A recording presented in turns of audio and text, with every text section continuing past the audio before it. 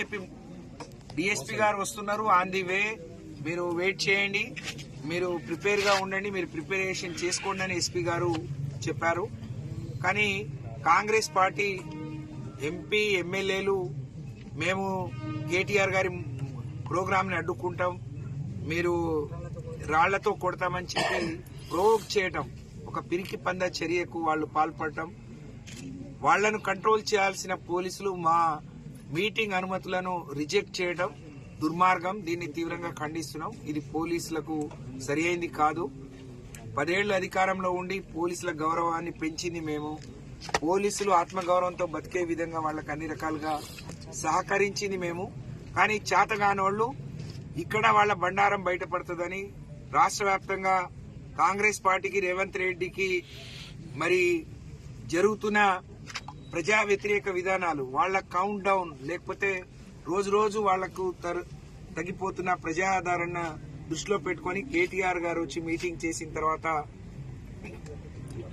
మనకు పుట్టగతులు ఉండవు, లేకపోతే గిరిజనులో చైతన్యం వస్తుంది, అందరు తిరగబడతారనే ఉద్దేశంతో మరి ఈ కార్యక్రమానికి అనుమతి ఇవ్వకుండా చేసిందని మేము భావిస్తా ఉన్నాం.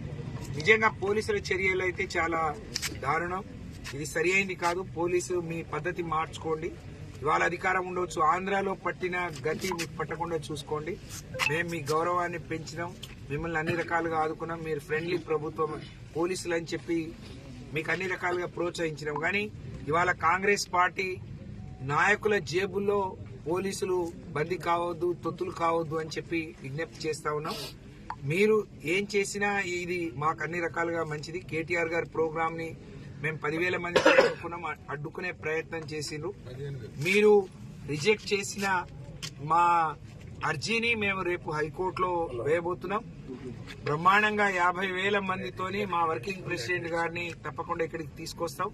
ఇక్కడ గిరిజనులలో ఆత్మవిశ్వాసం నింపే విధంగా, వాళ్లకు మనోధైర్యం ఇచ్చే విధంగా, లగచర్ల గిరిజన బాధితులకు అండగా ఉన్నామని చెప్పి ప్రపంచాన్ని చాటే విధంగా మా ప్రోగ్రాం చేసుకో. దాన్ని మీరెవరు అడ్డుకోలేరు. ఇది మీ వల్ల కాదు. అలాగే కాంగ్రెస్ పార్టీ గిరిజన ముసుగులో ఉండే కాంగ్రెస్ పార్టీ శాసనసభ్యులు, మీ ముసుగులు తీయండి. గిరిజన బిడ్డలైతే గిరిజనుల కోసం వచ్చి కొట్లాడండి.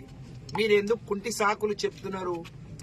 మీరు అక్కడ గుంజుకున్నారు, ఇక్కడ గుంజుకున్నారు అని చెప్పి మేము వాళ్ళ దగ్గర తీసుకుంటే వాళ్లకు అది ప్రభుత్వ భూమి అయినా వాళ్లకు కావాల్సిన నష్టపరిహారం ఇచ్చాం, వాళ్ళకు అన్ని రకాలుగా ఆదుకున్నాం, ప్రజలకు ఉపయోగపడే కార్యాలయాలు కట్టాం. గాని మీలాగా అన్నకు దోచిపెట్టడానికో అల్లుడికి దోచిపెట్టడానికో మేము పరిశ్రమలు తీసుకురాలేదు రేవంత్ రెడ్డి గారు. ఇది గుర్తు పెట్టుకోమని చెప్పి మేము కూడా చూస్తాం. భవిష్యత్తులో హైకోర్టుకు పోతాం, పర్మిషన్ తెచ్చుకుంటాం, బ్రహ్మాండమైన బహిరంగ సభ నిర్వహిస్తాం. మీకు బుద్ధి వచ్చే విధంగా ఈ సభను నిర్వహిస్తాం.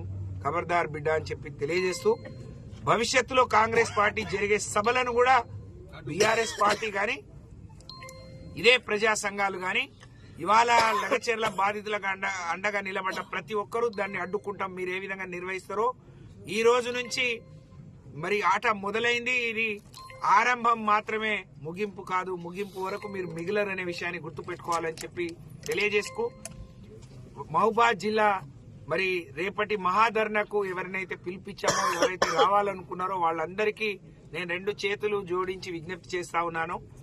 దీన్ని వాయిదా వేస్తాం. దీన్ని హైకోర్టులో ఛాలెంజ్ చేసి పర్మిషన్ వచ్చే వరకు అతి త్వరలో 1, 2, 3 రోజుల్లోనే బ్రహ్మాండమైన బహిరంగ సభ నిర్వహిస్తాం. బ్రహ్మాండంగా మీ అందరికి స్వాగతం పలుకుతాం. సహకరించాల్సిందిగా మీ అందరికి విజ్ఞప్తి చేస్తూ, పోలీసులు ఒక ప్రజాప్రతినిధిగా, ఒక మాజీ మంత్రిగా, ఎమ్మెల్సీగా నేను, అలాగే ఇంకో ఎమ్మెల్సీగా రవీంద్రరావు గారు, ఇంకో ఎమ్మెల్సీగా శ్రీనివాసరెడ్డి గారు, మాకు మద్దతుగా రాజ్యసభ సభ్యులు వదిరాజు రవిచంద్ర గారు, మాజీ పార్లమెంట్ సభ్యురాలు, ఈ నియోజకవర్గ మాజీ శాసనసభ్యురాలు కవిత గారు, మాజీ శాసనసభ్యులు శంకర్ నాయక్ గారు, మున్సిపల్ చైర్మన్ గారు, జిల్లా పరిషత్ చైర్మన్ గారు, ఇంతమంది మేము వస్తే మరి పోలీసులు ఇంత అమానుషంగా మమ్మల్ని కూర్చోబెట్టి ఇప్పుడు తెలుసుకుంటామని చెప్పి ఇప్పుడు ఆ లెటర్ ఇవ్వటానికి కూడా ఇంతసేపు మాకు మా ఓపికను పరీక్షించిండ్రు. దీనికి మూల్యం మీరు తప్పకుండా చెల్లించాల్సి వస్తుంది. దాదాపు 6 గంటలు 10 ఏళ్లు మేము ప్రభుత్వంలో ఉన్నాం. ఈ రాష్ట్రంలో సుభిక్షంగా ఉండాలని పోరాడిన నాయకుడు కేసీఆర్ గారు. ఈ రాష్ట్రంలో ఉండే ప్రతి ఒక్కరి గౌరవం కాపాడిన నాయకుడు